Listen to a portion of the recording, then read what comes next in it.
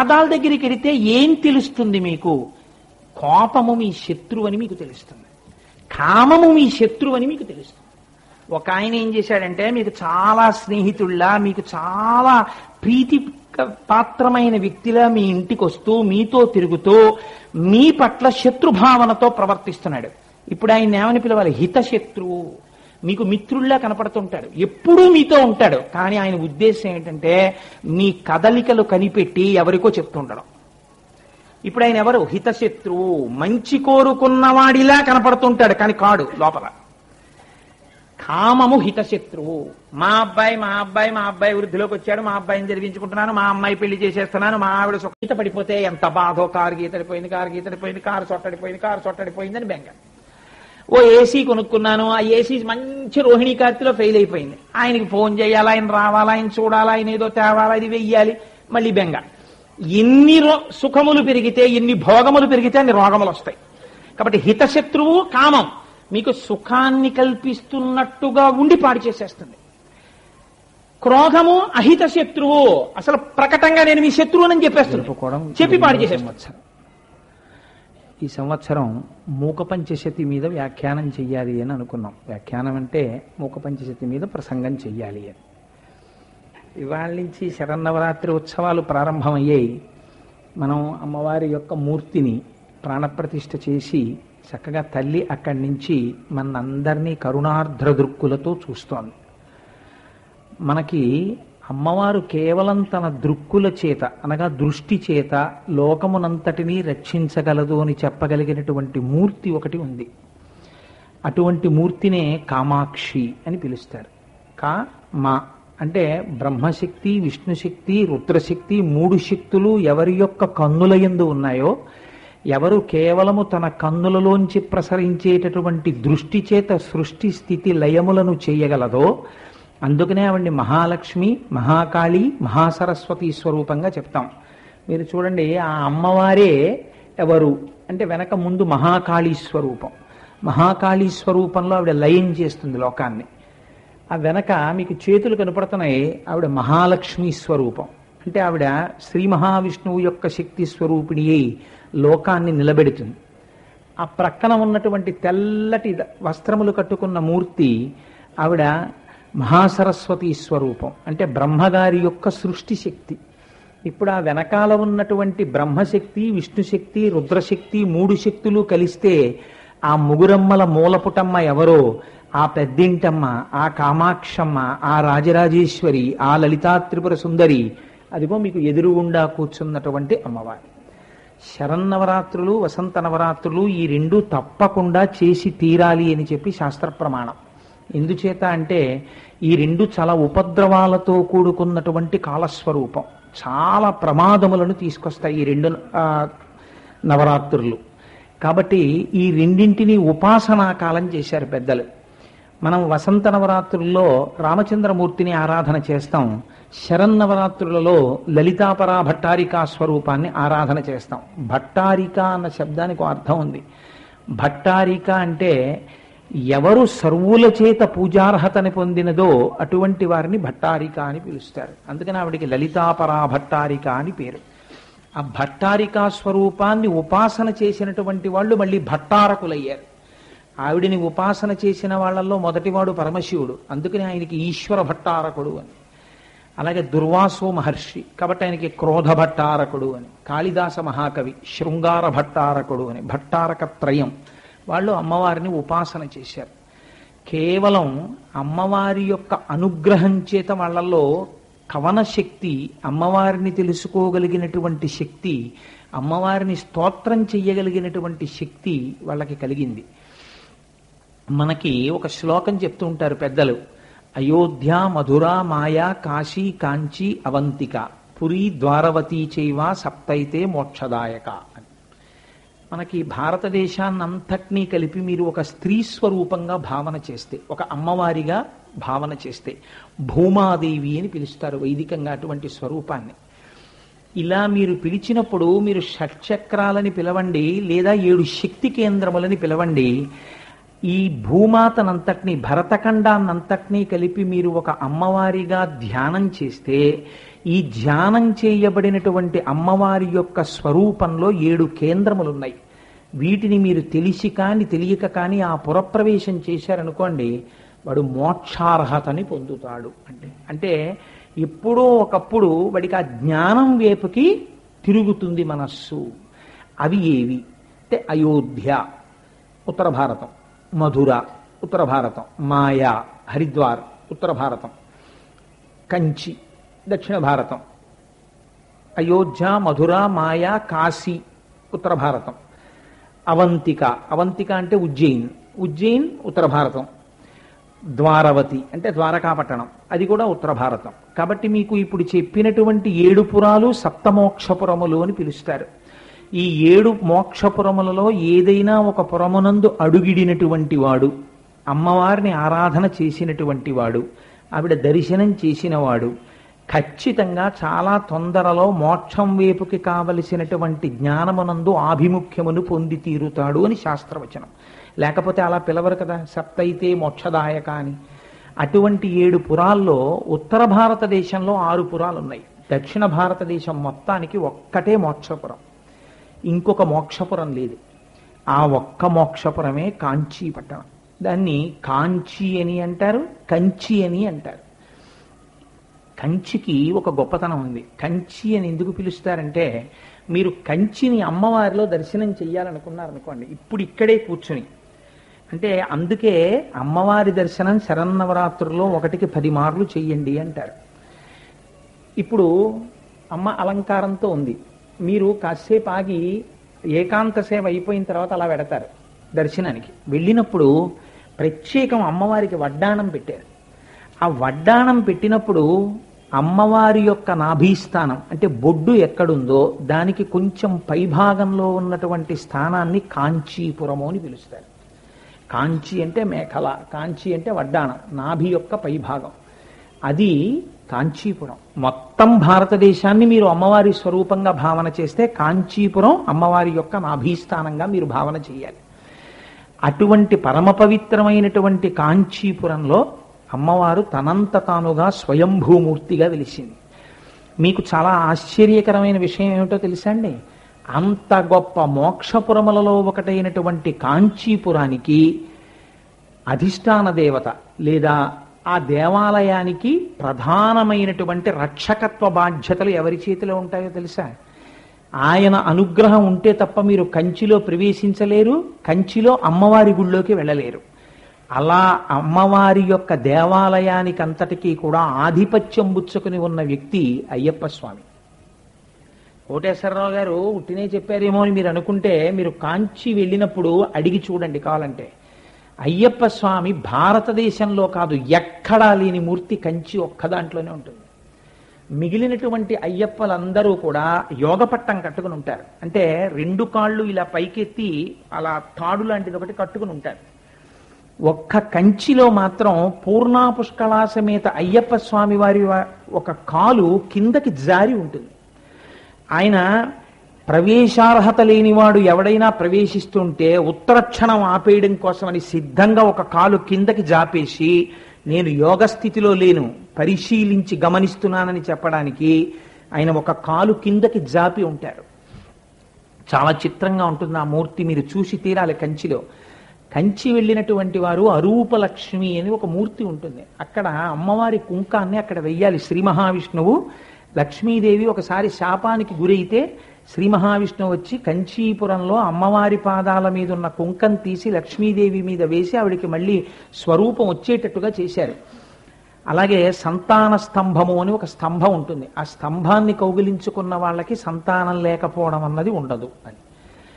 కంచి ఒక విశేషం ఉంది. అమ్మవారి పూజలు జరుగుతున్నప్పుడు ఆవు పాలు ముందు రోజు తోడు పెట్టి ఆ పాలు చిలికి ఆ పాలలోంచి వచ్చినటువంటి వెన్న ఏ దంపతులకి సంతానం కలగలేదో ఆ దోషం కొన్ని వేల జన్మల వరకు ఉండవచ్చు, లేదా ఈ జన్మలో ఉండి ఉండవచ్చు.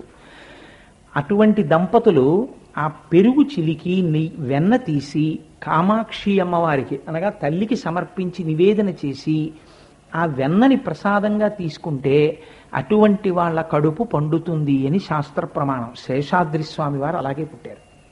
మీరు కావాలంటే శేషాద్రి స్వామి వారి జీవిత చరిత్ర ఒకసారి పరిశీలన చేయండి. అందుకే సోమవారం నాడు ఇక్కడ ఒక విశేష క్రతువు చేయబోతున్నాం. ఒక ప్రయత్నం చేద్దాం అమ్మవారి అనుగ్రహానికని.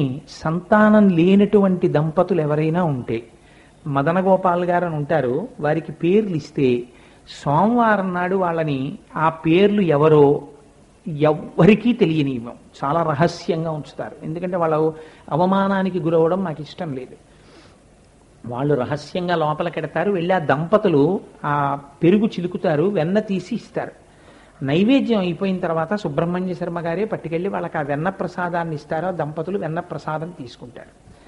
కనుక అమ్మవారి అనుగ్రహం ఎంత గొప్పది అంటే, నిస్సంతువులైనటువంటి వాళ్ళకి సంతానాన్ని ఇవ్వగలిగినటువంటి తల్లి. ఆవిడ ఏది చెయ్యలేదు, అది చాలా తేలికైనటువంటి విషయం అమ్మవారికి.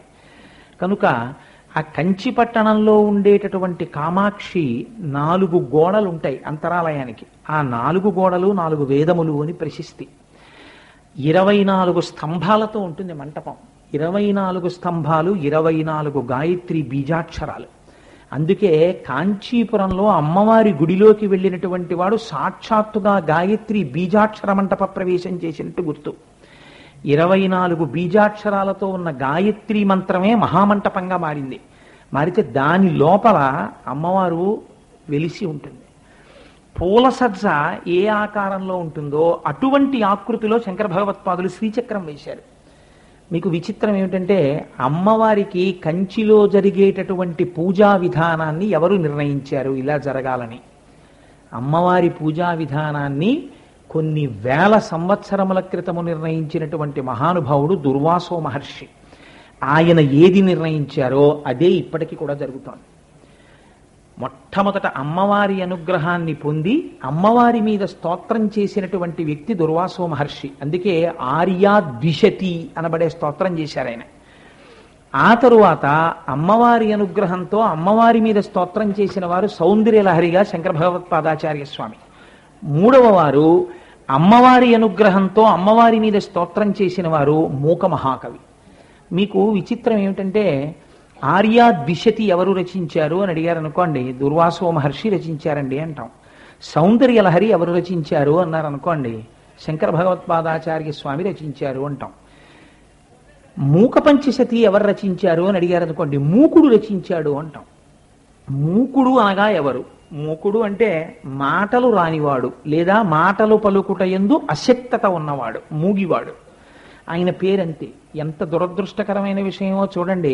అసలు లోకానికి ఇప్పటికీ కూడా ఆయన పేరేమిటో తెలియదు. ఆయన కేవలం ఒక మూగివాడు. ఆయన అమ్మవారిని ఆరాధన చేస్తూ, లోపల అమ్మవారిని నిరంతరము ధ్యానం చేస్తూ ఆయన కామాక్షి అమ్మవారి దేవాలయంలో కూర్చుని ఉండేవారు. కొందరు పెద్దలు చెప్పినటువంటి విశేషం ఏమిటంటే, ఒకనాడు కామాక్షి అమ్మవారు తాంబూల చర్వణం చేస్తూ, తాంబూల చర్వణం చేయడం మహాపతివ్రత లక్షణం. 5వ తనానికి ఢోకా ఉండదు. అందుకే మంగళవారం నాడు చేసేటటువంటి విశేష పూజలో అమ్మవారికి అసలు ఎటువంటి తాంబూలం ఇవ్వాలో అటువంటి తాంబూలాలు ఉదయాస్తమాన సేవ ఆ టికెట్లు ఉన్న వాళ్ళందరి చేత తాంబూలం అమ్మవారికి ఇప్పిస్తాం. అందుచేత అమ్మవారు ఆ తాంబూల చర్వణం చేస్తూ ఉంటుంది. అది మహాపతివ్రతల యొక్క లక్షణం. ఆ తాంబూల చర్వణం చేస్తూ అమ్మవారు అటు వెళ్ళిపోతూ మంటపంలో కూర్చున్నటువంటి మూక మహాకవిని చూసింది. చూసి ఆవిడికి ప్రీతి చెంది, ఎప్పుడూ మాటలు రావని బెంగెట్టుకోకుండా లోపల నన్నే ఆరాధన చేస్తూ ఉంటాడని తను నవ్వులుతున్నటువంటి ఆ తాంబూలంలోంచి ఒక పిడచ తీసి ఆ మూకుని యొక్క నోట్లో పెట్టింది. ఆ తాంబూలపు ముద్ద ఆయన నోట్లో పడగానే అంతే, స్తబక మకరంద శృతి ఝరి అంటారే, అలా తేనె పైకి తన్నినట్టు ఆయనలోంచి కవిత్వం పైకొచ్చింది.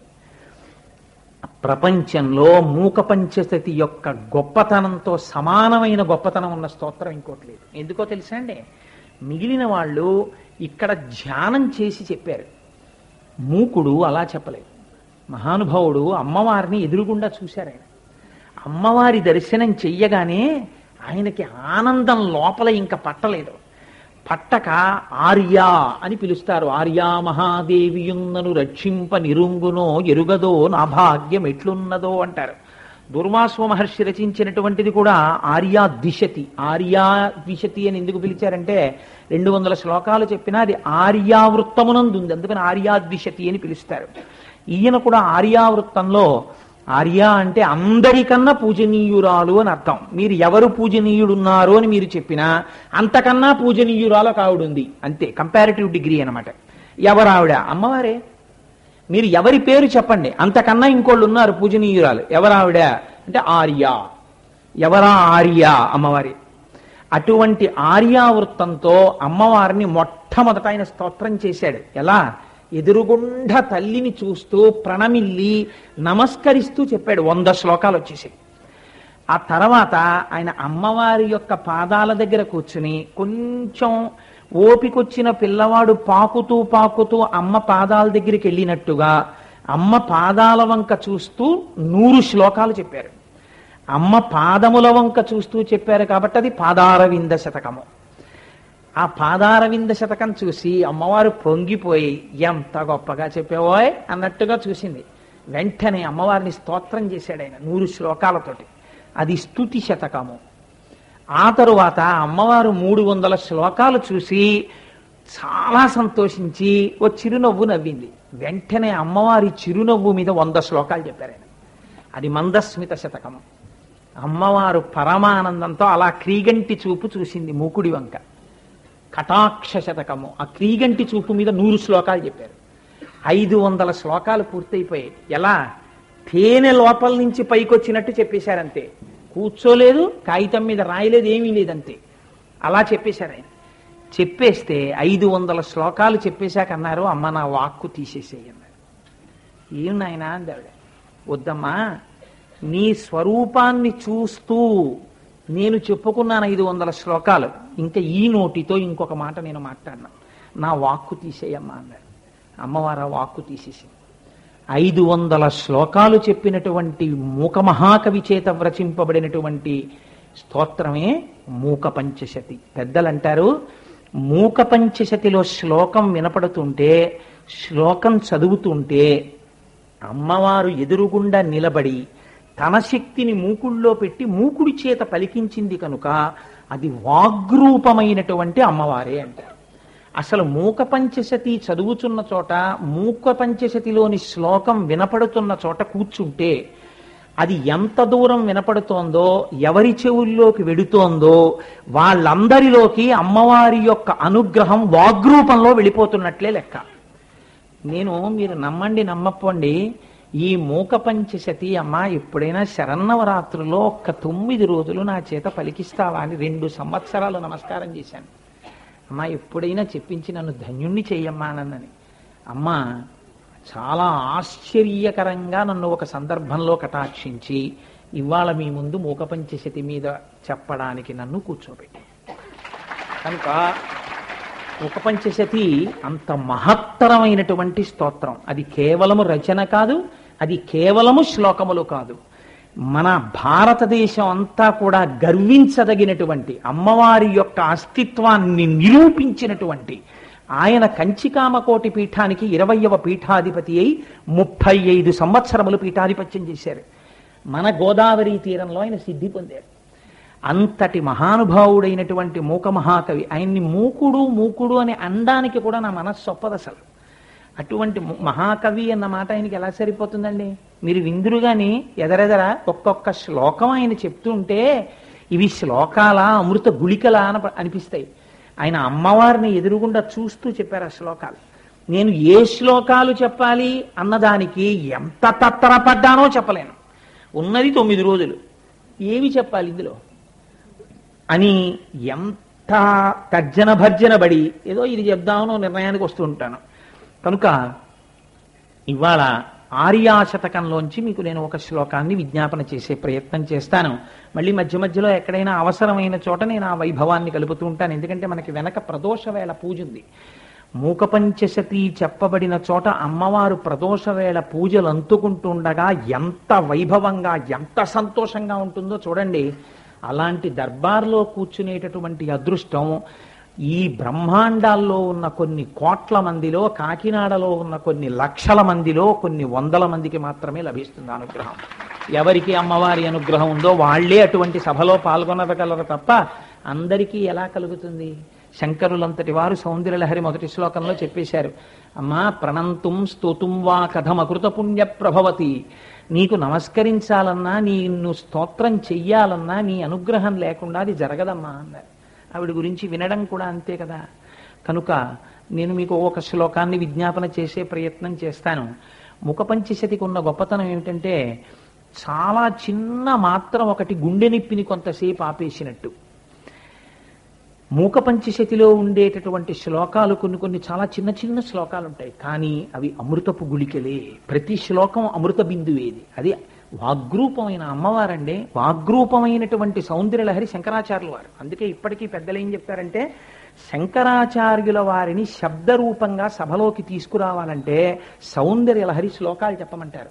చంద్రశేఖర పరమాచార్య స్వామి వారు ఒక సభలో ఏం చెప్పారంటే, నాకు కనకాభిషేకాలు చెయ్యక్కర్లేదు, నాకు పుష్పాభిషేకాలు చెయ్యక్కర్లేదు, సౌందర్య లహరి గురించి ఇంతకు ముందు లోకంలో ఏది ప్రచారంలో ఉందో అంతకన్నా గొప్పది ఒక్కటి అమ్మవారి మీద ధ్యానం చేసి ఎవరైనా ఉపన్యాసం చెప్తే నాకు 1000 కనకాభిషేకాలు చేసినట్టే అని చెప్పుకున్నారు. ఎందుచేత అంటే సౌందర్యలహరి శ్లోకం మీరు చదివారనుకోండి, శబ్ద రూపంలో శంకర భగవత్పాదులు వస్తారు అని శాస్త్ర ప్రమాణం. శబ్ద రూపంలో శంకరాచార్యుల వారు సౌందర్యలహరిలో ఉన్నారు అని. అందుకే ఇంట్లో సౌందర్యలహరి పుస్తకం ఉండాలి ఇప్పుడు. అలాగే మూకపంచశతి శ్లోకం చెప్తే అమ్మవారే వాగ్రూపంలో బయటకు వస్తుంది. కాబట్టి ఇప్పుడు ఆర్యాశతకంలోంచి నేను మీకు ఒక చిన్న శ్లోకాన్ని విజ్ఞాపన చేసే ప్రయత్నం చేస్తాను. ఇవాళ మొదటి రోజు కాబట్టి ఏ శ్లోకం అమ్మవారి మీద ప్రార్థనా శ్లోకంతో సమానమైన స్థాయిని పొందుతుందో, ఏ శ్లోకం గురించి మాట్లాడినంత మాత్రం చేత అమ్మవారి వైభవం ప్రకాశిస్తుందో అటువంటిది మీకు నేను విజ్ఞాపన చేస్తాను. ఐక్షిషి పాశాంకుశధర హస్తాంతం విస్మయార్హ వృత్తాంతం అధ కాంచి నిగమ వాక్య సిద్ధాంతం శూలపాణి శుద్ధాంతం అంటారు. ఐక్షిషి ప్రాణప్రదమైనటువంటి మాట ఆ శ్లోకంలో అది. ఐక్షిషి అంటే నేను చూశాను. ఎవరిని చూశారట? ముఖమహాకవి అంటున్నారు మహానుభావుడు, నేను చూశాను. ఎవరిని చూశారు మహాశయ మీరు? ఎవరి గురించి చెప్తున్నారు అంటే ఆయన అన్నారు, పేరు చెప్పలేదు. నేను మనం ఏమంటాం సాధారణంగా, నేను దొరగారిని చూశాను అంటాను. అంతేకాని నేను ఎవరిని చూశానో చెప్పకుండా వారిని వర్ణన చేసి వారు నా చేత చూడబడినారు అని చెప్పం కదా. కానీ మూకుడు అన్నారు, ఫలానా కామాక్షిదేవిని నేను చూశాను అని ఆయన అంటలేదు. ఆయన అంటున్నారు, ఐక్షిషి పాశాంకుశధర హస్తాంతం. నేను ఒక మూర్తిని చూశాను, ఒకరిని చూశాను. ఆవిడ ఎలా ఉన్నారో తెలుసా? ఆవిడ చేతులలో పాశ అంకుశ ధర హస్తాంతం. హస్తాంతం అంటే చేతుల యొక్క చివరి భాగములందు. చేతులలో పట్టుకునేవి చేతుల యొక్క చివర్లు. అంటే మనం ఈ వేళ్లతో కదండి పట్టుకుంటాం, ఇదంతా ఉన్నా మనం దీంతో పట్టుకోం, ఈ చివరే పట్టుకుంటాం. అందుకని చేతుల చివర పట్టుకోబడినవి ఉన్నవి ఏవి ఉన్నాయి? పాశ అంకుశ. పాశము అంకుశము పట్టుకున్నటువంటి చేతులున్న వారిని నేను చూశాను. పాశము అంకుశము పట్టుకుని ఉన్నటువంటి వారిని మీరు చూస్తే మీరు ఒకటి ఆలోచించండి, ఆవిడెవరు? మీరు అమ్మవారు అందామా? చెరుకు కర్ర ఒకటి ఉంది. చెరుకు కర్ర అమ్మవారు లలితాపరాభట్టారిక స్వరూపం దగ్గర చెరుకు కర్ర ఉంటుంది. రాజరాజేశ్వరి అమ్మవారి దగ్గర చెరుకు కర్ర ఉంటుంది. బాలాస్వరూపం దగ్గర చెరుకు కర్ర ఉండదు, కానీ 4 చేతులు ఉంటాయి. మరి అటువంటప్పుడు నేను పాశాంకుశధర హస్తాంతం, పాశాంకుశములు పట్టుకున్న చేతులు చూశాను. ఇప్పుడంటే 2 చేతులు ఉన్న మూర్తిని చూసిన మాట యథార్థమైతే, అసలు అలా 2 చేతులతో ఉన్నటువంటి అమ్మవారు పాశము అంకుశమే పట్టుకున్న అమ్మవారు అని ఎక్కడుంది స్తోత్రం? ధ్యాన శ్లోకం ఎక్కడైనా ఉందా? అలా ఎవరైనా చూశారా అసలు ఎవరినన్నా అమ్మవారిని? ఆవిడికి ఏమైనా పేరుతో కొలవబడిందా? ఒక ప్రశ్న అంతే. అక్కడ అంతే చెప్పారు మహాకవి. చెప్పి ఐక్షిషి పాశాంకుశధర హస్తాంతం విస్మయార్హ వృత్తాంతం. ఆవిడ గురించి నువ్వు ఇప్పుడు ఆలోచిస్తే ఆవిడ ఎవరు అని నువ్వు ఆలోచించాలి కదా. ఇప్పుడు నేను చెప్పాను కాబట్టి 2 చేతులు ఉన్నాయని. నువ్వు ఆవిడ గురించి ఆలోచించడం మొదలు పెడితే నీకు ఒక విషయం అర్థం అవుతుంది. ఏమిటో తెలుసా? అది విస్మయార్హ వృత్తాంతం. నువ్వు ఆశ్చర్యపడిపోతావు ఆవిడ గురించి విని. అలాంటి ఆవిడ ఎక్కడ చూశానో తెలుసా? అధ కాంచి. ఇక్కడ చిన్న మీకు అవకాశం ఒకటి అందించారు. నేను కంచిలో చూశాను. అధ కాంచి. ఎవరావిడ? ఏం చేస్తూ ఉంటుంది అంటే నిగమ వాచా సిద్ధాంతం. సమస్త వేదముల చేత ప్రతిపాదింపబడిన సిద్ధాంతం ఏదో ఆ సిద్ధాంతాన్ని నేను చూశాను. ఆ సిద్ధాంతం రూపుదాల్చింది, నేను చూశాను. ఆవిడ శూలపాణి శుద్ధాంతం. శూలాన్ని చేతిలో పట్టుకునేటటువంటి వాడి యొక్క శుద్ధాంతం ఆవిడ, ఆయన యొక్క అంతరంగం. ఇప్పుడు మీరు ఈ శ్లోకాన్ని పట్టుకుని ఉపన్యాసం చెప్పేస్తానంటే ఎలా కుదురుతుందండి? మీరు ధ్యానం చేయాలి దాని మీద. ఇప్పుడు కొన్ని ఆయన ఏదీ స్పష్టంగా మాట్లాడటం లేదు, ఒక్క విషయం మాత్రం మాట్లాడుతున్నారు. కంచిలో చూశాను అంటున్నారు. కంచిలో చూశాను అంటే అమ్మవారే ఎందుకు అయ్యి ఉండాలి? అన్నారు కదండి కామాక్షిదేవిని మీరు అంటారేమో. నేను మాట చెప్తా. శూలపాణి శుద్ధాంతం అని ఉంది కాబట్టి, శూలపాణి అంటే సుబ్రహ్మణ్యుడు ఉన్నాడు, శూలం పట్టుకున్నవాడు. ఆయన భార్య వల్లీదేవి గురించో దేవసేన గురించో శ్లోకం ఉందేమో. మరి ఎలా ఈ శ్లోకాన్ని విడగొట్టడం అంటే, మూక మహాకవి ఆనంద పారవస్యంలో చెప్పుకున్నటువంటి ఈ శ్లోకంలో ఎంత రహస్యం దాచారో ఇప్పుడు మీరు అవధరించండి. పాశాంకుశధర హస్తాంతం. అమ్మవారు ఒక చేతిలో పాశం పట్టుకుంది, ఒక చేతిలో అంకుశం పట్టుకుంది. సరేనండి, అయితే రెండు చేతుల్లో కనపడుతున్నాయి అంటే రెండు చేతులే కదా ఉన్నట్టు. మిగిలిన రెండు చేతుల గురించి మీరు మాట్లాడలేదు కదా. చతుర్బాహు సమన్విత.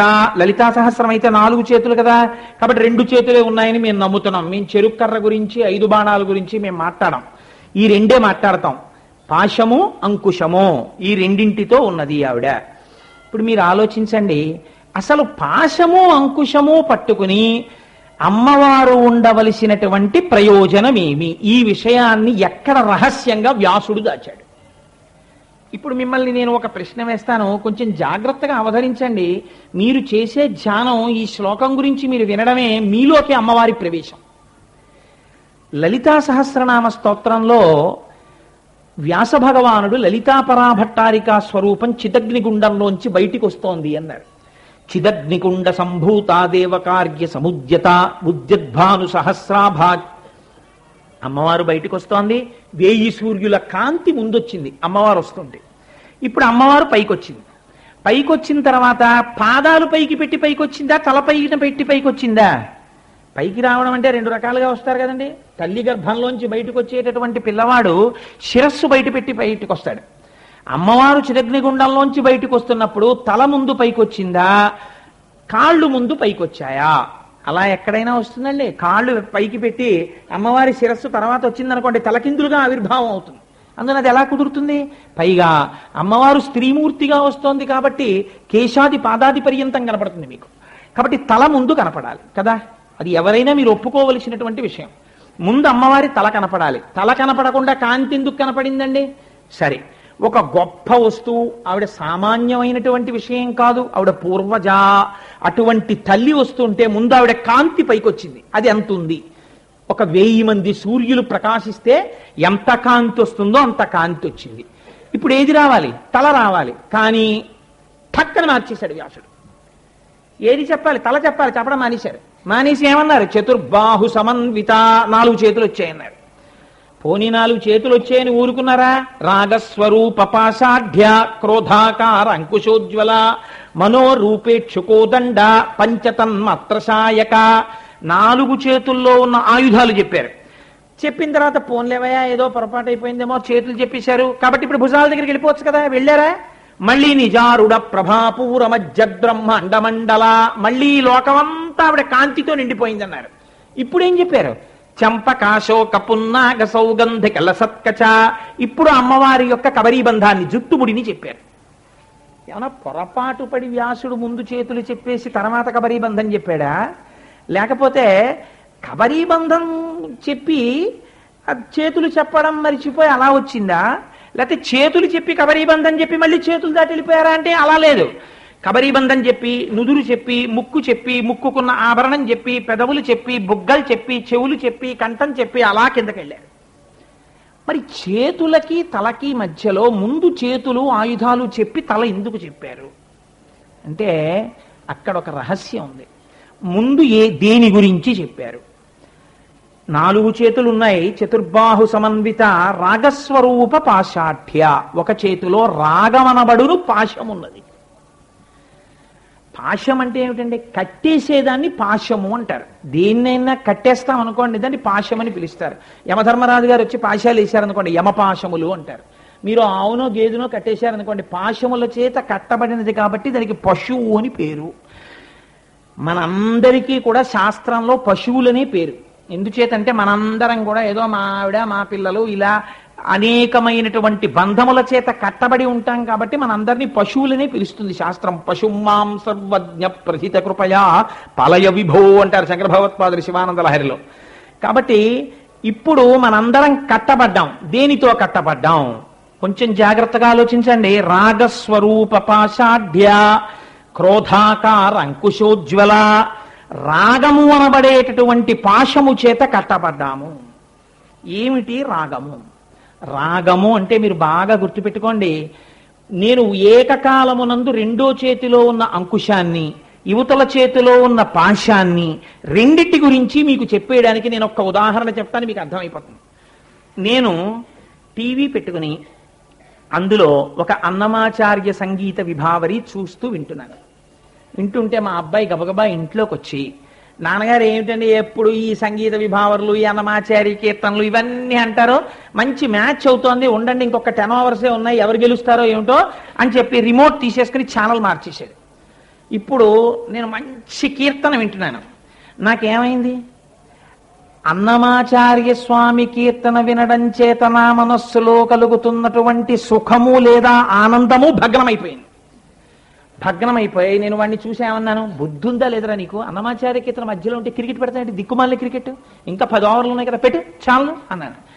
వెంటనే నా సుఖము పక్కన ఏమొచ్చింది? కోపం వచ్చింది. ఎందుకు వచ్చింది? నా సుఖము పోయింది. నాకు ఎప్పుడైతే ఒక సుఖము పోయింది అన్న భావన నాకు కలిగిందో దాని పక్కనే నాకు కోపం వచ్చేసింది. ఇప్పుడు మా అబ్బాయి క్రికెట్ ఇలా పెట్టుకుని చూస్తున్నవాడు సుఖంగా ఫీల్ అయ్యాడు. అలా చూస్తూ నాన్నగారు దెబ్బలాడారు. ఆ ఛానల్ పెట్టి టీవీ రిమోట్ అక్కడ పారేసి, ఎప్పుడు అంతేనండి, మేము కనీసం క్రికెట్ కూడా చూడకూడదు, తినేస్తున్నారు మీరు మరీ రూల్స్ అండ్ రెగ్యులేషన్స్ పెట్టేసి ఇంట్లోనూ అని వాడు వెళ్ళిపోయాడు. చూసినప్పుడు సుఖానుభూతి పొందినవాడు ఇప్పుడు వాడు కోపానికి లోనైపోయాడు. కోపానికి లోనైపోయిన వాడిని తర్వాత వాడితో మాట్లాడదాని లేని మళ్ళీ అన్నమాచార్య కీర్తన చేస్తూ నేను సుఖాన్ని పొందుతున్నాను. కరెంటు పోయింది, ఇద్దరం కోపానికి లోనైపోయాం కదండి. కాబట్టి ఇప్పుడు మీరు ఏం అంగీకరించాలి? ప్రతి రాగమునందు అనగా ప్రతి సుఖమునకు పక్కన వేరొక భావన కూడా ఉన్నది. ఏమున్నది అంటే ఆ సుఖము అని మీ మనస్సు దేన్ని చెప్తోందో, అంటే మీరు సుఖమని చెప్పినది వేరొకరి సుఖం అవ్వాలని నిర్ణయం ఏం లేదు. నాకు సుఖము మీకు సుఖం కాకపోవచ్చు.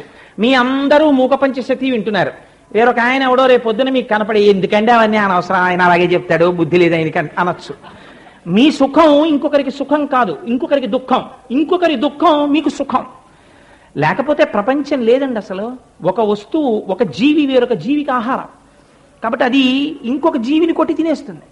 లేకపోతే సృష్టి ఎక్కడుందండి? సృష్టి నడవదు, సుఖ దుఃఖములుగా నడిచేస్తూ ఉంటుంది. ఇప్పుడు అమ్మవారు ఏం చేస్తుందంటే ఒక చేతిలో రాగం పట్టుకుంటుంది, ఓ చేతిలో క్రోధం పట్టుకుంటుంది. పెద్ద నాటకం ఒకటి ఆడిచ్చేస్తుంది. ఏమిటి జీవితం అంతా మీరు లెక్క కట్టి చూసుకున్నారనుకోండి, మీరిక్కడ అనుకున్నది తీరిపోతే సుఖము, మీరిక్కడ అనుకున్నది అవలేదు దుఃఖము, అంతే. మొత్తం మీరు పొందిన సుఖము మీరు పొందిన దుఃఖము కూడేసుకుంటే మీ జీవితము, అంతే. ఇప్పుడు ఈ సుఖము దుఃఖము అన్నవి మీరు ఎలా అనుభవిస్తారు? ఇది ఒక చిత్రమైనటువంటి సిద్ధాంతం. మీకు సుఖం ఉందండి, ఎలా అనుభవిస్తారు సుఖాన్ని? నేను సుఖం ఎలా అనుభవిస్తానండి అన్నారు అనుకోండి. ఇప్పుడు మూక పంచశతి అనబడేటటువంటి ఒక మహత్తరమైన శ్లోకాన్ని వినుట అన్న సుఖాన్ని మీరు ఎలా అనుభవిస్తున్నారు? చెవులతో. చెవులు గట్టిగా మూసేసుకుని కోటేశ్వరారు చూస్తుంటామండి అంటే మూక పంచశతి ఏం అర్థం కాదు కదా. శబ్దము అనబడేటటువంటి తన్మాత్రని చెవి గ్రహిస్తే మీకు ఈ శ్లోకంలో ఉన్న అర్థం మీకు తెలుస్తోంది. అంటే శబ్ద స్పర్శ రస రూప గంధ అన్న 5 తన్మాత్రలను 5 జ్ఞానేంద్రియములు పుచ్చుకుని మార్చి పుచ్చుకుని లోపల ఉన్న మనస్సు ప్రీతి చెందితే సుఖము. ఈ తన్మాత్రల వలన జ్ఞానేంద్రియములు వాటిని పుచ్చుకున్నప్పుడు మనస్సు ఇష్టపడకపోతే దుఃఖము. అంతే, బస్. ఇంకంతకన్నా ఏముందండి సిద్ధాంతం. మీకు అర్థం కాకపోతే నేను మళ్ళీ ఇంకొకలా చెప్తాను. మీరు ఒక మధుర పదార్థాన్ని వండుకు తిందామని అనుకున్నారు. ఏదో ఓ చక్కెర పొంగలి వండుకు తిందాం అని మీరు అనుకున్నారు. చాలా కష్టపడి చక్కెర పొంగల్ అంతా తయారైపోయింది. పరమ సంతోషంగా వచ్చి అమ్మయ్యా పెట్టు చక్కెర పొంగల్ అన్నారు. మీరు ఆ చక్కెర పొంగలి ఇలా తీసి పెట్టుకుందాం అనుకుని ఇలా తీసేటప్పటికీ అందులో ఏదో కనపడకూడనటువంటి ఒక జీవి యొక్క అవశేషం కనపడింది మీకు. వెంటనే మీరేమంటారు? ఛే, ఇంత ఆశ పెట్టుకున్నాను ఇవాళ చక్కెర పొంగల్ తిందామని, తిక్కుమాలింది ఇంత ప్రపంచం ఉండగా ఇందులోనే పడాలా అని విసుక్కుంటారు. కాబట్టి మీరు పొందుదామనుకున్న దాన్ని పొందలేకపోతే దుఃఖం అయిపోయింది. మీరు తిందామనుకున్న చక్కెర పొంగల్ తినేస్తే సుఖం అయిపోయింది. పోని సుఖం అయిపోయిందని మీరు అనుకుంటున్నారా? ఒక దేశాడు చక్కెర పొంగల్ తెచ్చి అక్కడ పెట్టి తినేయండి అన్నాం అనుకోండి, ఇంతవరకు బాగానే ఉంటుంది. ఆ తర్వాత ఏంటంటే మాకు ఈ శిక్ష, దేశాడు చక్కెర పొంగల్ ఏంటంటే వాంతులు అవుతాయంటారు. సుఖము దుఃఖం అయిపోయింది. కాబట్టి ఈ సుఖము దుఃఖము అన్న 2 భావనలను మీ ఇంద్రియముల చేత అనుభవింపచేసి మీ మనస్సు కొంతసేపు సుఖం అంటుంది, కొంతసేపు దుఃఖం అంటుంది, కొంతసేపు సుఖం అంటుంది, కొంతసేపు దుఃఖం అంటుంది.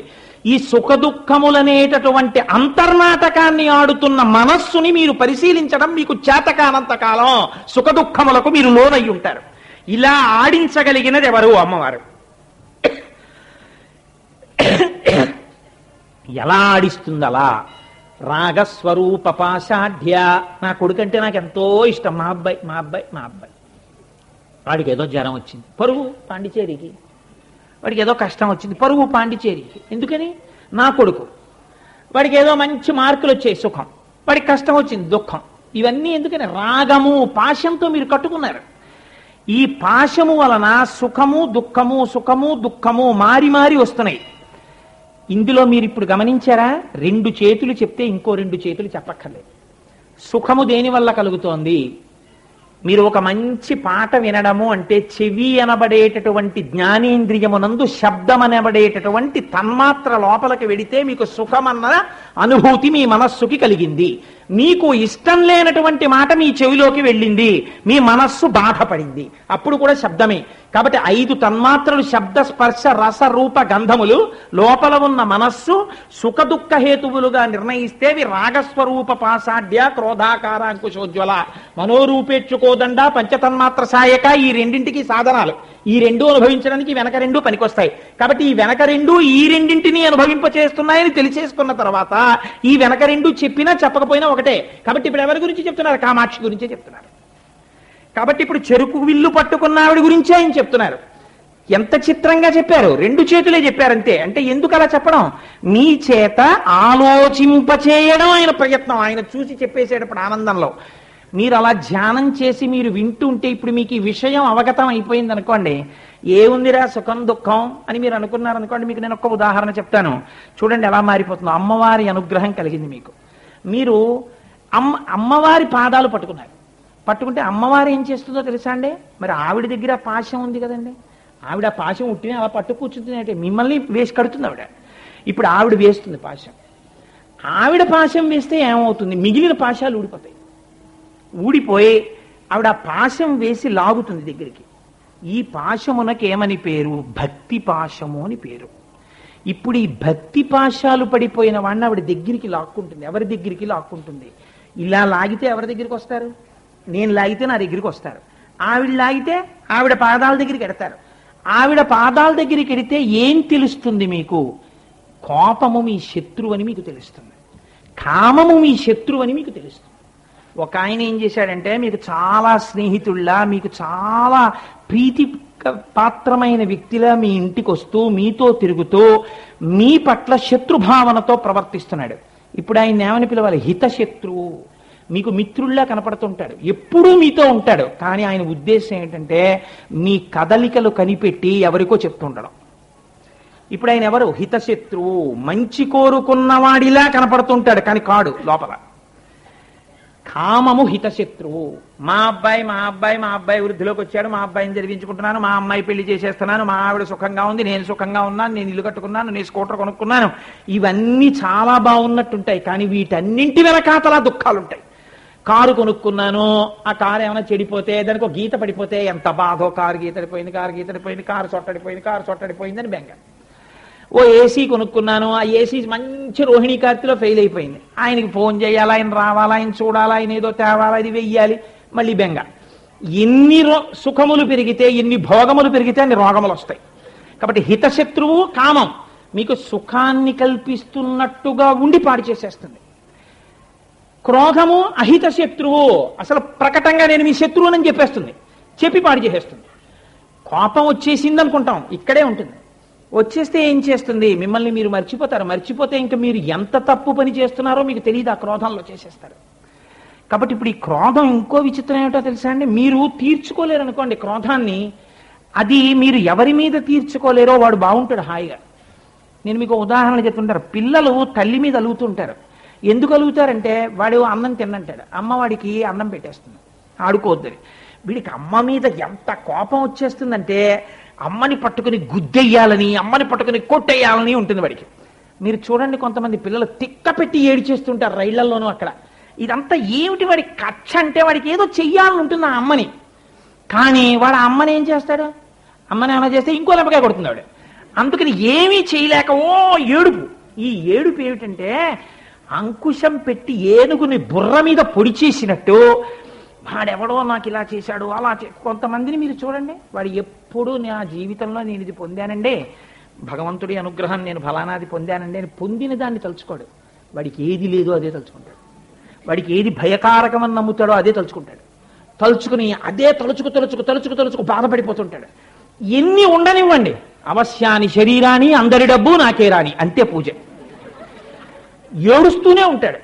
ఇది ఏమవుతుందంటే అవతల వాడిని ఏమీ చేయలేడు, ఈ క్రోధం పెట్టేసుకుంటాడు, వాడి మీద కోపం పెట్టుకుని వాడి సంగతి ఎప్పటికైనా చెప్పాలండే అనుకుంటూ ఉంటాడు, ఏమీ చేయలేడు. అందుకని ఈ కడుపు మంట ఏమైపోతుందంటే తలుచుకు. విశ్వామిత్రుడు కూడా జాతిలోకి వెళ్ళిపోయాడు ఒకసారి, తెలుసా అండి. వాసిష్ఠామివ జాతిషో అన్నాడు, వశిష్ఠుడి జాతిలో పుట్టండి రా అన్నాడు. వశిష్ఠుడి జాతి అంటే మహానుభావుడు బ్రహ్మర్షి, అంటే వాళ్ళ కొడుకుల్ని కుక్క మాంసం తినే వాళ్ళగా ఈయనే చెప్పించాడు, తన కొడుకుల్ని అలాగే చెప్పించాడు. క్రోధం ఉన్నవాడు అలా మాట్లాడతాడు, అర్థం ఉండదు ఆ మాటకు అసలు. కాబట్టి ఆ క్రోధము మీ తలనే పొడి చేస్తుంది. ఇప్పుడు మీరు ఆ కోపం వల్ల నేను ఇంత కోపపడిపోతే, వాడు అన్నం తినడం మానేశాడా, కాఫీ తాగడం మానేశాడా, పడుకోవడం మానేశాడా, హాయిగా పడుకున్నాడు. వాడు తింటున్నాడు, తిరుగుతున్నాడు, పడుకుంటున్నాడు, సుఖంగా ఉన్నాడు. ఓ బాధపడిపోతున్నది ఎవరు, మీరు అంకుశం పొడిచినట్టు పొడిచేస్తోంది నన్ను అని మీరు తెలుసుకున్నారు అనుకోండి, ఇది నన్ను బాధ పెడుతోంది, నాకెందుకు ఈ దిక్కుమాల కోపాన్ని మీరు వదిలేస్తారు. అలా కోపము మీకు అహిత శత్రువు అని తెలియాలంటే అమ్మవారి పాదాల వైపుకి వెళ్ళడానికి ఆ పాశం మీ మెళ్ళో పడాలి. ఇప్పుడు అలా పడితే ఏమైంది, పంచతన్ అత్రశాయక. ఇప్పుడు మీరు ఇంకోలా ఆలోచించండి. ఇందాకటి ఉదాహరణ మళ్ళీ చెప్తా. మీరు అన్నమాచార్య కీర్తన వింటున్నారు, మీ అబ్బాయి వచ్చాడు, నాన్నగారండి క్రికెట్ మ్యాచ్ అవుతోందండి, ఒక్క 10 మ్యాచ్ ఓవర్లే ఉన్నాయి నాన్నగారండి, క్రికెట్ చూస్తానండి. మీరు వచ్చి నవ్వి వాడంతే, ఇంకా పిల్లవాడు కదా, వాడు అందులో సుఖాన్ని పొందుతాడు. ఓ 10 ఓవర్లు అయిపోయిన తర్వాత మళ్ళీ వచ్చేటప్పటికి ఇండియా ఓడిపోతే ఏడుస్తూ కూర్చుంటాడు, అన్నం కూడా తినకుండా. ఏమిటో ఈ సుఖ దుఃఖాలకు అలవాటు పడ్డాడు, వాడికి కొంత పరిణతి వచ్చిన తర్వాత వాడు అనుభవిస్తారని ఓ చిరునవ్వు నవ్వి, సరే చూడు అని మీరు అన్నారనుకోండి. ఇప్పుడు కోపం వచ్చిందా?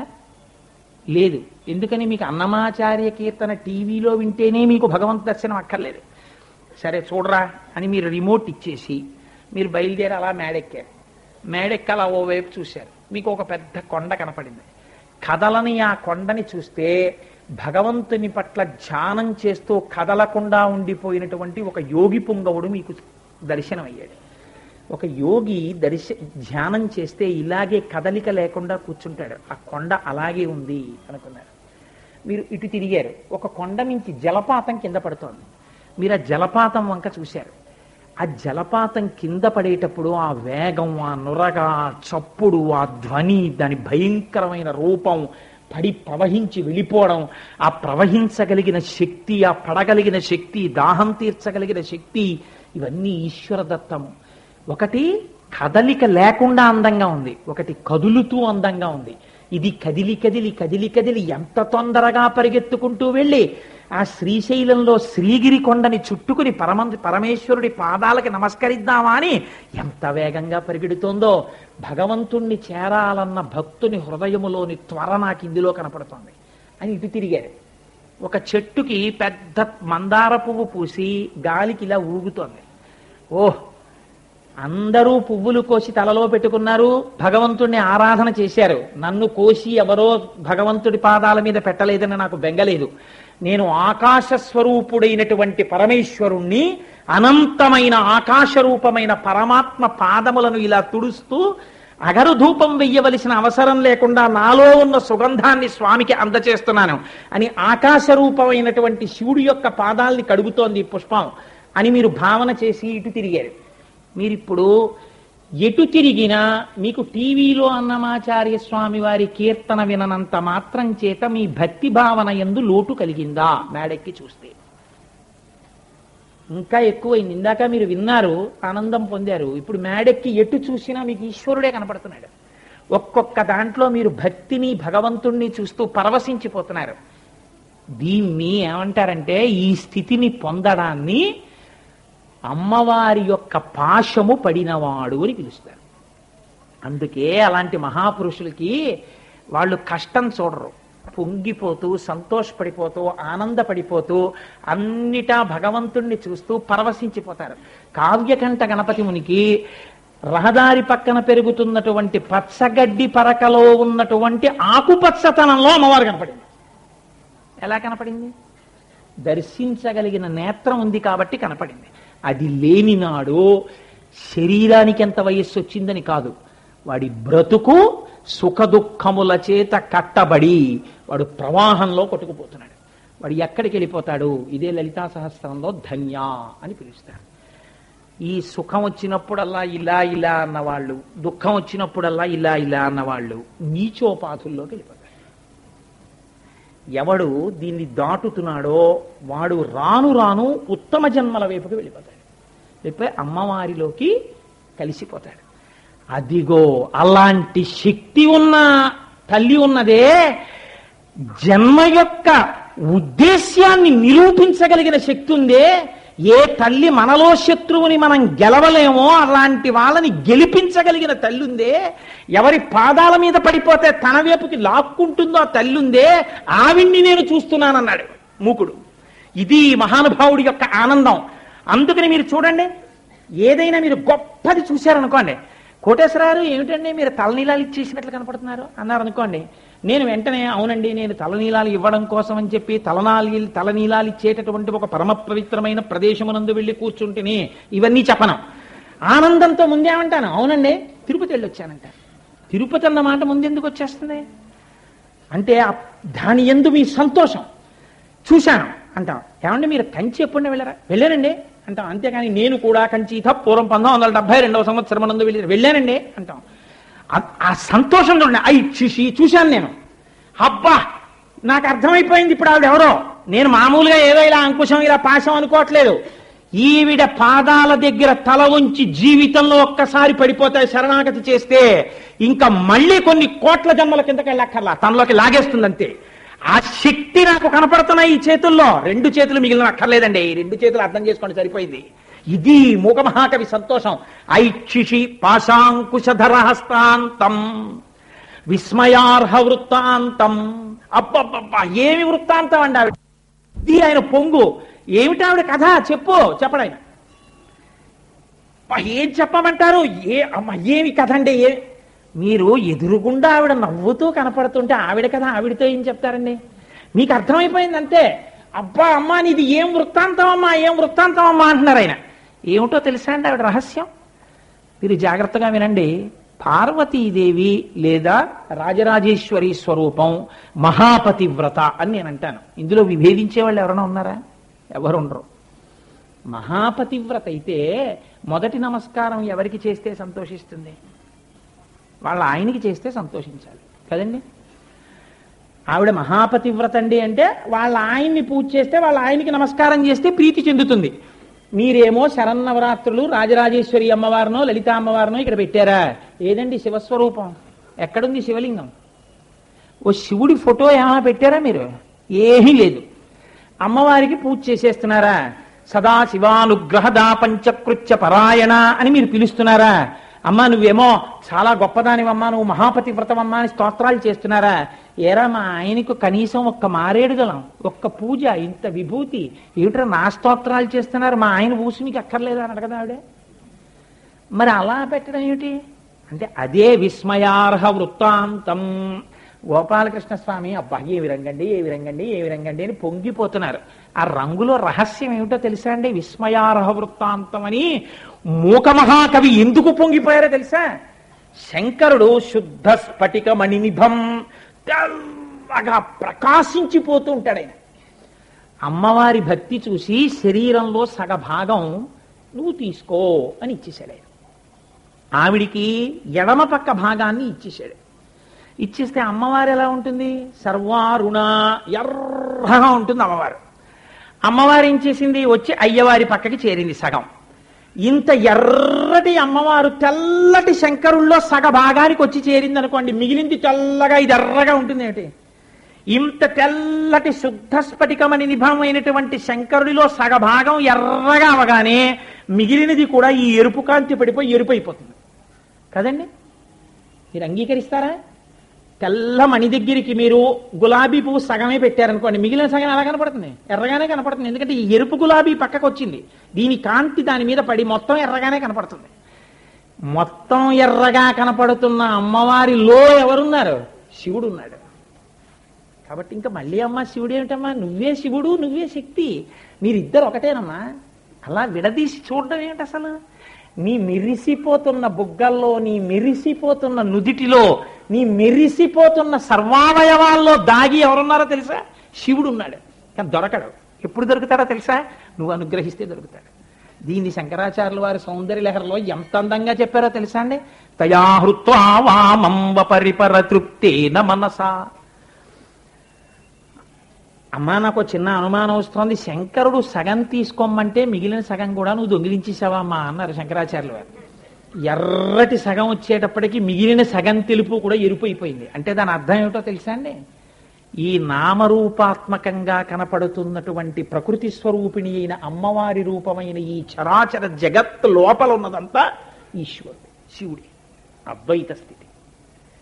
కాబట్టి అమ్మవారు చిత్రంగా కూర్చుంటుంది. విచిత్రం తెలుసా అండి? విస్మయార్హ వృత్తాంతం. ఆవిడ కూర్చోవడం బట్టి మీరు చెప్పేయచ్చు. అమ్మవారు రెండు కాళ్ళు ఇలా మడుచుకు కూర్చుంది అనుకోండి, అప్పుడు ఆవిడ లలితాపరా భట్టారిక అని పిలవాలి మీరు. అమ్మవారు ఒక కాలు కిందకి చాపి ఒక కాలు మడుచుకుంది అనుకోండి, అప్పుడు చేతిలో చెరుకు విల్లే ఉంటుంది. అప్పుడు ఆవిడ రాజరాజేశ్వరి అంటే ఆవిడ పరిపాలకురాలిగా ఉంది. ఇప్పుడు ఆవిడ రాజరాజేశ్వరిగా ఉంటే మీకేం చేస్తుంది? ఇప్పుడు ఆవిడ పరిపాలనాంశతో ఉంది. ఆవిడ అనుగ్రహం కలిగింది అనుకోండి, హత్యలు 50 చేసేసిన వాడికి రాష్ట్రపతి క్షమాభిక్ష పెట్టేశాడు అని పేపర్లో వచ్చింది. మీకు అభ్యంతరమా? మీకు అభ్యంతరం ఉంటే ఆయన ఏం చేస్తాడు? ఆయన ఇచ్చేశాడు అంతే క్షమాభిక్ష. అలా మీరెన్నుకున్న రాష్ట్రపతి అంత పెద్ద అధికారంతో ఉంటే ఆవిడ రాజరాజేశ్వరి, ఆవిడ ఏమైనా చేసేస్తుంది. రాజన్మత్తమరాళ మంద గమనాం రాజీవ పత్రేక్షణాం రాజీవ ప్రభవాది దేవ మకుటై రాజత్పదాంబోరుహాం రాజీవాయత పత్రమండిత కుచాం రాజాధి రాజేశ్వరీం శ్రీశైలస్థలవాసినీం భగవతీం శ్రీమాతరం భావయే. ఆవిడ నడిచి వెడుతుంటే దేవతలందరూ వంగి నమస్కారం చేస్తుంటే, అమ్మా అమ్మా జాగ్రత్త, ఇది విష్ణుమూర్తి కిరీటం, ఇది ఇంద్రుడి కిరీటం, ఇది లేకపోతే ఏదో అశ్వినీ దేవతల కిరీటాలు, జాగ్రత్త నీకు తగులుతాయి తగులుతాయి తగులుతాయి అంటుంటారు. ఇన్ని కిరీటముల యొక్క మణుల కాంతుల చేత ప్రకాశించేటటువంటి పాదద్వంతము కలిగినటువంటి తల్లి ఇప్పుడు ఆవిడ రాజరాజేశ్వరిగా ఉంది. ఆవిడ అనుగ్రహించింది. మీ మీద పాశం వేయచ్చు, దగ్గరికి లాక్కుంటుంది, మీకు ఇహమునందు కోర్కెలు తీరుస్తుంది. ఆవిడ భక్తి పాశములు వేసి తన ఎరుపు వెనకాతల ఉన్న తెలుపుని మీకు దర్శనం చేయిస్తుంది. అంటే శివశక్తి ఐక్య రూపిణి లలితాంబిక, శివుడితో కలిపేస్తుంది. అప్పుడు మీకు ఈ లోకమునందు బ్రహ్మదర్శనం అవుతుంది, ప్రకృతి దర్శనం ఆగిపోతుంది. ప్రకృతి యందు పరాత్పరుణ్ణి చూడగలిగిన శక్తి ఆవిడిస్తుంది. ఇది విస్మయార్హ వృత్తాంతం, ఇది ఆశ్చర్యం. అందుకని ఒక కాలు మడిచి ఒక కాలు కింద పెడితే ఆవిడ రాజరాజేశ్వరి కాదు. ఇంకొక చిత్రం ఉంది ఆవిడ దగ్గర, ఏమిటో తెలుసా అండి? అసలు శంకరుడికి నామరూపాలు లేవు. చాలా ఖచ్చితంగా మాట్లాడాలంటే, ఎందుకనంటే ఆయన ఎప్పుడు ఆత్మ చైతన్యంగా ఉంటాడు. ఆత్మ చైతన్యానికి రూపం ఏమిటండి? ఆయన తనలో తాను రమించిపోతూ ఉంటాడు, కదలిక ఉండదు.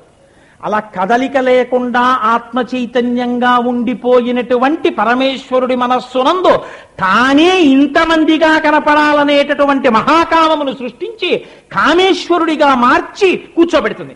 కూర్చోబెడితే ఆయన ఏం చేస్తాడంటే కుడికాలు కింద పెట్టి ఎడమ కాలు మడుస్తాడు. అప్పుడు ఎడమ తొడ ఇలా ఏర్పడుతుంది.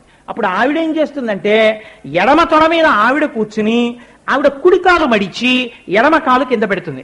అప్పుడు వాళ్ళిద్దరు ఏం చేస్తారో తెలుసా అండి, ఇద్దరు ఒకే రకమైన ఆయుధాలు పట్టుకుంటారు. ఈ నాలుగే ఇద్దరు పట్టుకుంటారు. ఇద్దరు మూడో కంటితో ఉంటారు. ఇద్దరు ఒకే రంగులో ఉంటారు. అసలు మీరు దాన్ని చూడడం కూడా చాలా కష్టం. అలాంటి మూర్తిని చెక్కడం చాలా కష్టం.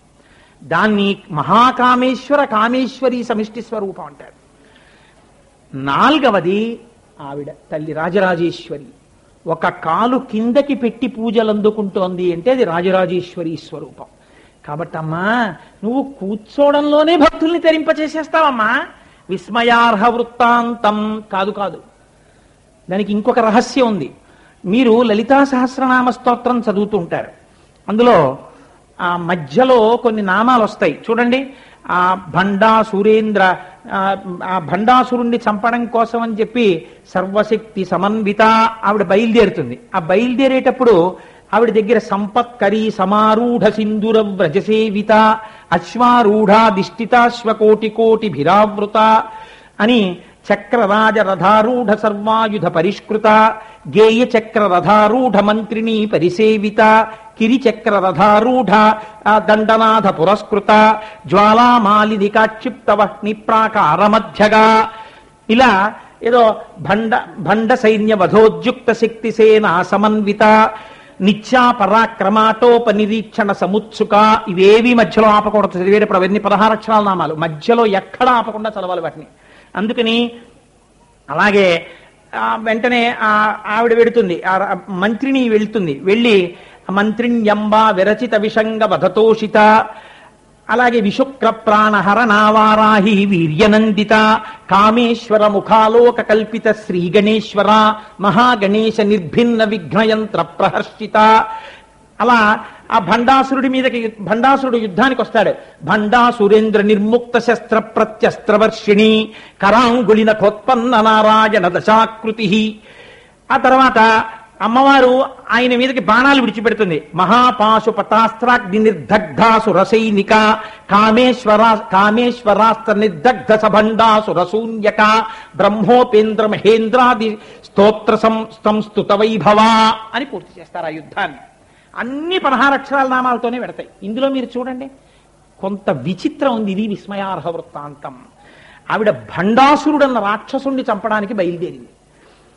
ఆ భండాసురుడు ఎక్కడి నుంచి వచ్చాడు? మన్మధుడు కాలిపోయాడు శంకరుడి యొక్క 3వ కంటి మంటకి. ఆ బూడిదనంతటినీ కూడా ఓ దగ్గరికి చేర్చాడు గణపతి. బ్రహ్మగారు చూసి భండా అన్నారు.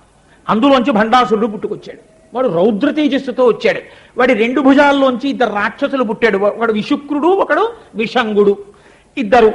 వాడు సంకల్పం చేశాడు అనుకోండి, మళ్ళీ చచ్చిపోయిన రావణాసురుడు, హిరణ్యాక్షుడు అందరూ పుట్టేస్తారు.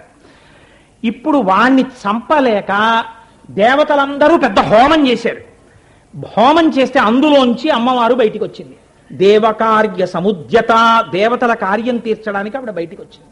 ఇప్పుడు ఆవిడ ఏం చేసింది? భండాసురుణ్ణి చంపడానికి బయలుదేరుతోంది ఆవిడ. బయలుదేరేటప్పుడు ఆవిడ దగ్గర ఏమున్నాయి? సంపత్కరీ సమారూఢ సింధుర వ్రజసేవిత. అమ్మవారి దగ్గర కొన్ని కోట్ల ఏనుగులున్నాయి, రకరకాల జాతుల ఏనుగులు. ఈ ఏనుగుల్ని ఎవరు నడిపిస్తారు?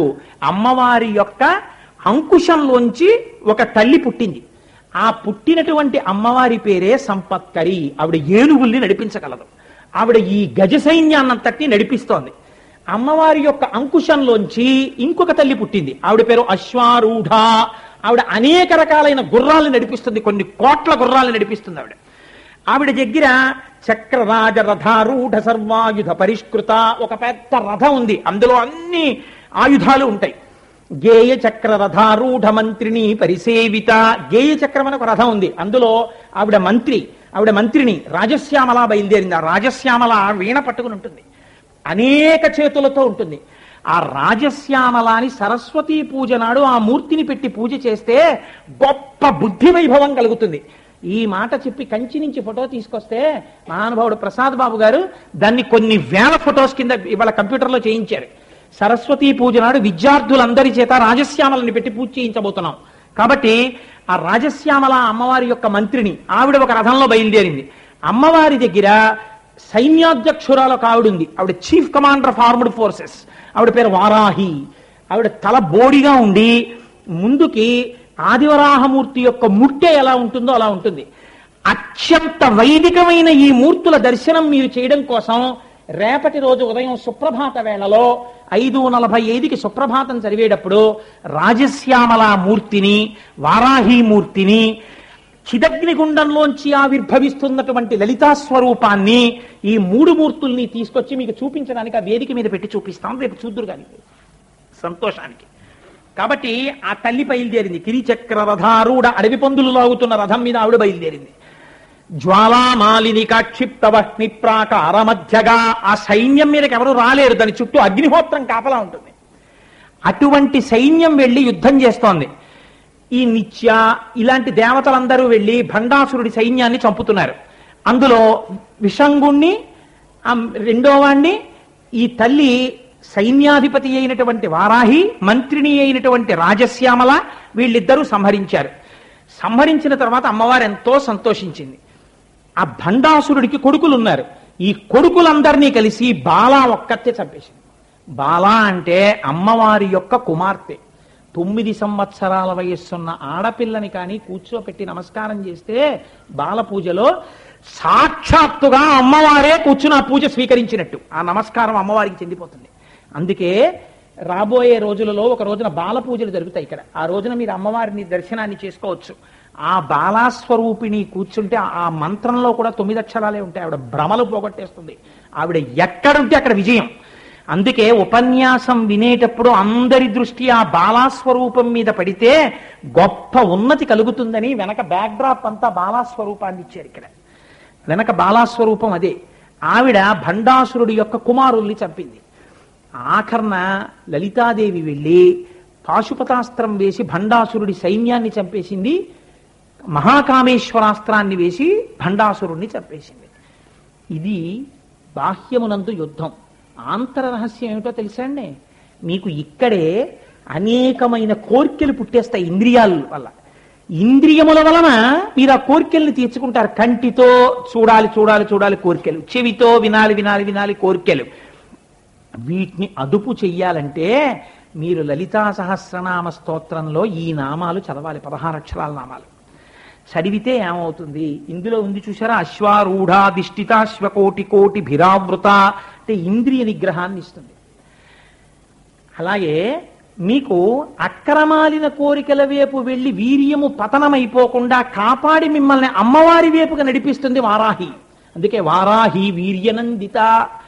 అలాగే విషంగుడు అంటే అక్కర్లేని కోరికలతో సతమతమైపోయి బుద్ధి పాడవకుండా మంచి నిర్ణయాలు చేసుకుని సత్సంగంతో మంచి వాళ్లతో తిరిగి మంచి నిర్ణయాలు చేసుకోగలిగినటువంటి శక్తిని అమ్మవారిస్తుంది. ఆ రాజశ్యామలకి సంబంధించినటువంటి గేయ చక్ర రథారూఢ మంత్రిని పరిసేవిత అవన్నీ మీకు ఇక్కడ ఉండేటటువంటి రాక్షసుల్ని చంపేటటువంటి మంత్రాలకు సంబంధించిన వ్యాఖ్యానం.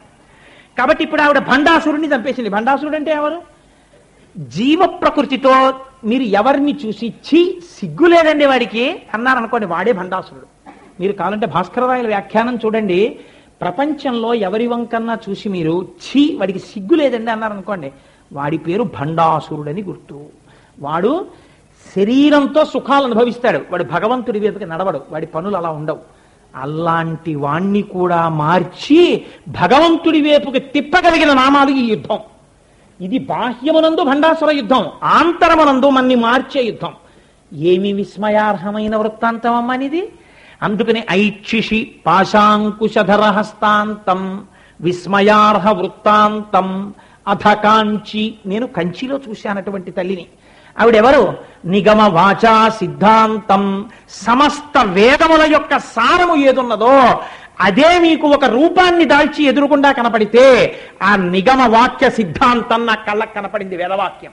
ఎవరా వేదవాక్యం అంటే సృష్టి స్థితి లయ అనబడేటటువంటి మూడింటిని చేసేటటువంటి వాడు పరాత్పరుడే. ఇంతే వేద సిద్ధాంతం. ఎవ్వడు సృజించు ప్రాణుల, ఎవ్వడు రక్షించు త్రుంచు, ఎవ్వడు అనంతుండెవ్వడు వివుడెవ్వడు వాడి విధమున మనుచు బెనుచు హేలారతుడై. ఏకో దేవ సర్వభూతాంతరాత్మ సాక్షి చేతో కేవలో నిర్గుణశ్చ. అటువంటి ఆవిడే సృష్టికర్త్రి, బ్రహ్మరూపా, గోత్రి, గోవిందరూపిణి, సంహారిణి, రుద్రరూపాతిరోధానకరీశ్వరి, సదాశివానుగ్రహదా పంచకృత్య పరాయణ.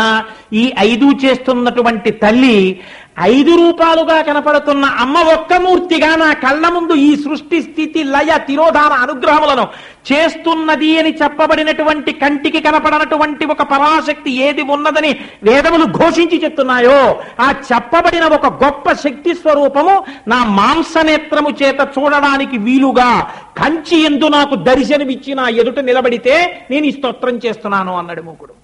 కాబట్టి విస్మయార్హ వృత్తాంతం సకల నిగమ వాచా సిద్ధాంతం శూలపాణి శుద్ధాంతం. ఎవరి తల్లి? ఇక్కడ చెప్తున్నారు. ఎంత గొప్ప బిరుది ఇచ్చేశారో. బహుశా ఈ మాట అనే ముందు శంకరాచార్యులు వారు మనసులోకి వెళ్ళి ఉండాలి. ఎందుకంటే మూక పంచస్థితికి ముందు సౌందర్యలహరి ఉంది. శూలపాణి శుద్ధాంతం. శూలము అంటే త్రిశూలం. త్రిశూలం గురించి పద్మపురాణంలో ఒక మాట ఉంది.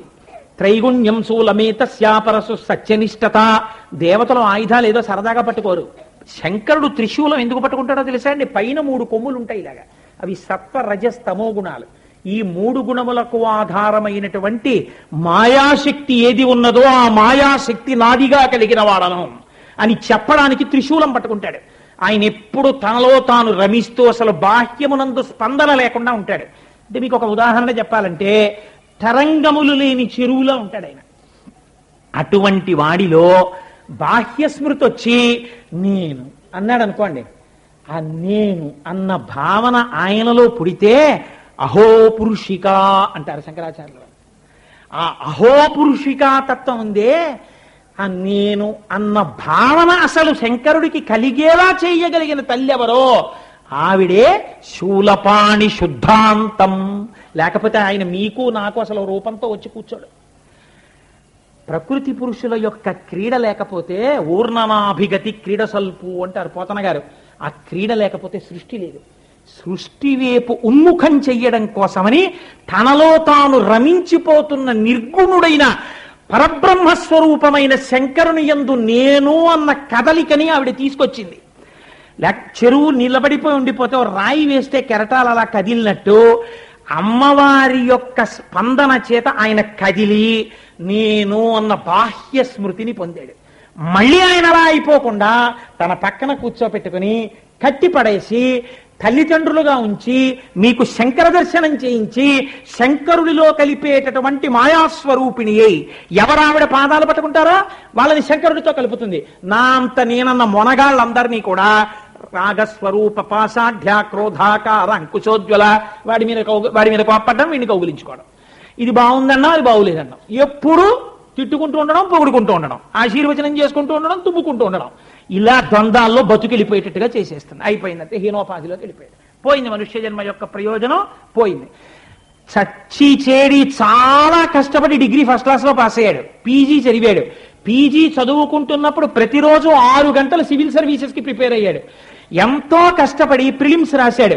మంచి ర్యాంకుతో పాస్ అయ్యి మెయిన్ ఎగ్జామినేషన్కి వెళ్ళాడు. టైఫాయిడ్ అని కూడా చూడకుండా వెళ్ళి మెయిన్ ఎగ్జామినేషన్ రాసి మెయిన్ లో సెలెక్ట్ అయ్యాడు. ఇంటర్వ్యూకి వెళ్ళాడు. అహంకారం వచ్చింది. నా అంత వాణ్ణి నేను ఇన్ని వచ్చాయి, ఆ మెయిన్ ఎగ్జామినేషన్ లో ఆల్ ఇండియా ఫస్ట్ వచ్చాను నాకేమిటన్నాడు. అక్కడికి వెళ్ళి ఒక్క మాట కొంచెం వ్యగ్రతతో మాట్లాడాడు. ఎన్నున్నా నీకు వినయం లేదు, యు ఆర్ డిస్క్వాలిఫైడ్ అన్నాడు. ఏమైంది? తను సివిల్ సర్వీసెస్ కి కూర్చోవడానికి ఉన్నటువంటి పీజీ క్వాలిఫికేషన్ ఏదో అది మిగిలింది. చాలా గొప్ప పొజిషన్ ఏ ఐఏఎస్ పొందవలసిన వాడు ఒక్క మాట వల్ల పోయాడంతే. అలా ఈశ్వరుడి వైపు ఉన్ముఖం కావలసినటువంటి బుద్ధితో కూడినటువంటి పరమ పవిత్రమైనటువంటి శరీరాన్ని పొందినటువంటి మనుష్యుడు నా అంత నేను అని ఇలా అనగానే అమ్మవారు కూడా ఏమంటుందంటే అలాగే ఉంచుతానని రాగస్వరూప పాసాఢ్య క్రోధాకార అంకుశోజ్వల ఇవి వ్యతిరేకంగా విసురుతుంది. విసిరితే వాడు ఏమవుతాడు? ఎప్పుడు ఏదో అనుభవించడన్నా అంత గొప్పవాడిని నేను ఇది పొందానండి, నేను ఈ సుఖం అనుభవించానండి, నేను ఇంతవాడినండి, నేను ఇంత గొప్పవాడినండి అంటుంటాడు. అదేదో తగ్గింది, కోపం. అలా వాడు చూడండి వాడు ఎలా అనుభవిస్తున్నాడు, నాకే లేదు, ఏడుపు. ఈ ద్వంద్వాల్లోకి వెళ్ళిపోతాడు. లేదు, ఇందాకనే చెప్పానే, మేడెక్కి అంతటా శివుణ్ణి చూస్తూ యోగరతో వా భోగరతో వా సంగరతో వా సంగవిహీన యస్య బ్రహ్మణి రమతే చిత్తం నందతి నందతి నందచ్చేవ. ఆ స్థాయిని పొందేస్తాడు అక్కడ. ఎలా పొందేశాడు? అమ్మవారి అనుగ్రహం. విస్మయార్హ వృత్తాంతం. అమ్మా నేను చూశానమ్మా. ఎవరు చూడగలరమ్మా? నా కళ్ళ ముందు ఈ నేత్రానికి కనపడేటట్టుగా కనపడ్డావు, నా నోట్లో తాంబూలం పెట్టావు, నేను నీ తాంబూలం తినగానే నీ స్తోత్రం చేశాను. అమ్మ నిన్ను నేను చూశాను, నాకు అర్థమయ్యావు నువ్వు. ఐక్షిషి పొంగు. అందుకని ముందు శ్లోకం ప్రారంభమే చూశాను అంటూ మొదలుపెట్టారు. ఇప్పుడు చెప్పండి, అసలు నిజంగా దీన్ని మీరు పూజా మందిరంలో ప్రతిరోజు చదివారనుకోండి, అమ్మవారి అనుగ్రహం మీకు ఎందుకు కలగదు? ఎంత గొప్ప శ్లోకం అండి. శ్లోకం చిన్నది, ఐక్షిషి. మీకు అభ్యంతరం లేకపోతే నేను అంటాను, మీరు అనండి, ఒక్కసారి ధన్యులం అవుతాం. మీరు అందరూ అనండి, ఐక్షిషి పాశాంకుశధర హస్తాంతం విస్మయార్హ వృత్తాంతం అధకాంచి నిగమవాచా సిద్ధాంతం శూలపాణి శుద్ధాంతం. ఇవాళ మనం ఒక మహాకవికి నమస్కారం చేసి, అమ్మవారికి నమస్కారం చేసి, రేపటి రోజున వేరొక అద్భుతమైనటువంటి శ్లోకాన్ని, మనస్సుని ఎలా అమ్మవారి యందు పెట్టారో మూకుడు ఒక గొప్ప శ్లోకం చెప్తారు రేపటి రోజున. దాన్ని రేపు మీకు విజ్ఞాపన చేసే ప్రయత్నం చేస్తాను. అమ్మ అనుగ్రహించి నా చేత పలికించుగాక. ఎందుకంటే పెద్దలు ఒక చోట ఒక మాట చెప్పగానే చదివాను. మూక పంచశతి మీద శ్లోకంలో ఒక అక్షరం నువ్వు పలుకుదామంటే పలకలేవు. అమ్మవారు రావాలి వాగ్రూపంగా లోపల నుంచి బయటికి వచ్చి కొన్ని వేల మందిని గంగా ప్రవాహం తడిపినట్టు తడపాలి. అలా తడపడానికి నీలోంచి రావచ్చని అమ్మవారు నిన్ను అనుగ్రహిస్తే వస్తుంది, లేకపోతే నువ్వు చెప్పవు, నీకు కుదరదు. అలా మూక పంచశతి చెప్తానని ధైర్యం చెయ్యకు, నీకు ఆ అనుగ్రహం ఉంటే చెప్పగలవంతే అని ఒక చోట ఒక ఆయన, అందుకే ఎంత పెద్ద మాట అన్నారంటే, మూక పంచశతి చదువుకుంటే, మూక పంచశతి వింటే చాలయా, శరన్నవరాత్రుల్లో కలశ పెట్టేసి ఎంత పెద్ద పూజ చెయ్యాలో అంతా నువ్వు చేసేసినట్టే అన్నారు. కాబట్టి ఎంత అదృష్టవంతులం. ఎందుకు పనికి మాలిన నన్ను కూర్చోపెట్టి మూక పంచశతి పలికించింది తన ఔదార్యాన్ని ప్రకటించడానికి.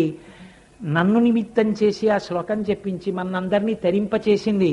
ఆ అమ్మ పాదాలకి నమస్కరించి ప్రదోషవేళ పూజ అవుతుంటే నేను లేచిపోతానండి అని ఎవరైనా అంటారా? ఏమంత ధూర్తుల్లా కనపడుతున్నారా మీకు అని మీరు అంటారు. కాబట్టి రేపు ఉదయం 5:45 అమ్మవారికి అద్భుతంగా చక్కటి సుప్రభాతంతో ప్రారంభం చేసి దర్శనం చేసుకుని, ఎవరికి ఆర్జిత సేవా టికెట్స్ ఉన్నాయో వాళ్ళందరూ అభిషేకంలో పాల్గొంటారు. పూజ కూడా అయిపోయిన తర్వాత ఉచిత కుంకుమార్చన టికెట్లు ఇస్తారు. రేపు 5:45 అమ్మవారి సుప్రభాతం వినడానికి మళ్ళీ అందరూ చక్కగా రండి. మంగళాశాసనపరై మదాచార్య పురోగమై సర్వైశ్చ పూర్వైరాచార్యై సత్కృపాయాస్తు మంగళం. మంగళం కోసలేంద్రాయ మహనీయ గుణాత్మనే చక్రవర్తి తనూజాయ సర్వభౌమాయ మంగళం. ఉమాకాంతాయ కాంతాయ కామితార్థప్రదాయినే శ్రీగిరీశాయ దేవాయ మలినాథాయ మంగళం.